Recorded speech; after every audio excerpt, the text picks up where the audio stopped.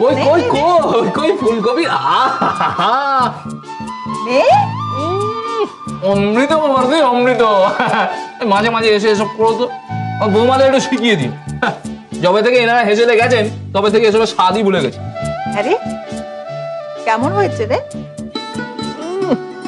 অপূর্ব অপূর্ব। না মেজ বউ করেছে কি না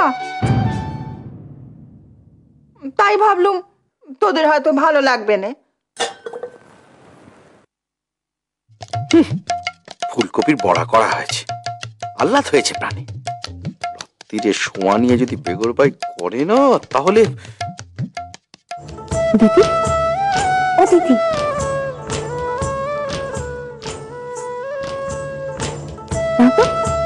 এবার খেয়ে নাও।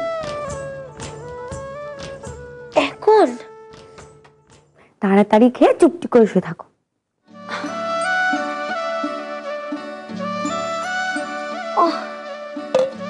তোর খবরদারির জ্বালায় আমি আর পারিনি বাপু।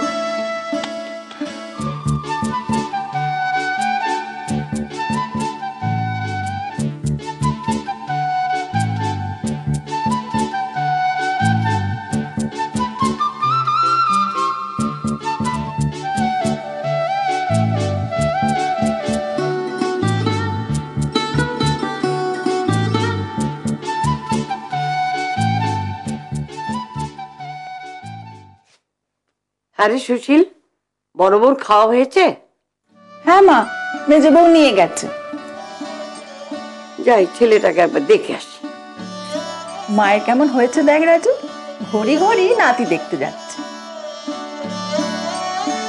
বেশ করছি, হ্যাঁ নাতি দেখতে যাচ্ছি। বংশের প্রথম নাতি দেখবো না? তোরা কি বুঝবি রে মাম্মা? সর্বনাশ, এদিকেই আসছে। আসার সময় পেল না। আসি গো।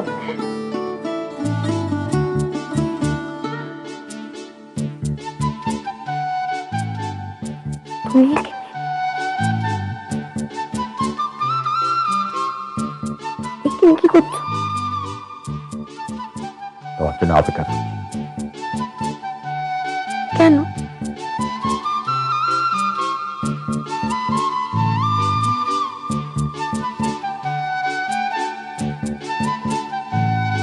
করো কি? আমার মুন্ডু, মুখ খোলো। আগে বলো কেন? সবেতে খালি কেন? মুখা করো। দেখ দেখি, দেখতে দেখতে 6 দিন হয়ে গেল। এই তুই আজ কোনো কিছুতে হাত দিস না। 5 মাস হয়ে গেছে না?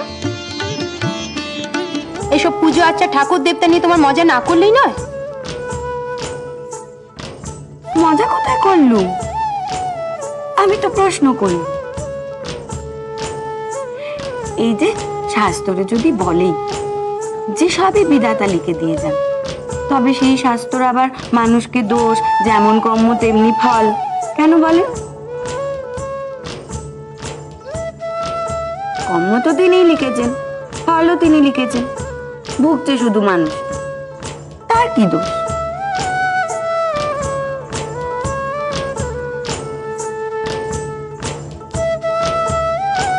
ওরে বাবা, ও মেজ বউ তুই দেখ না বড় বউ উঠেছে কিনা। তাড়িয়ে দিচ্ছ চললুম,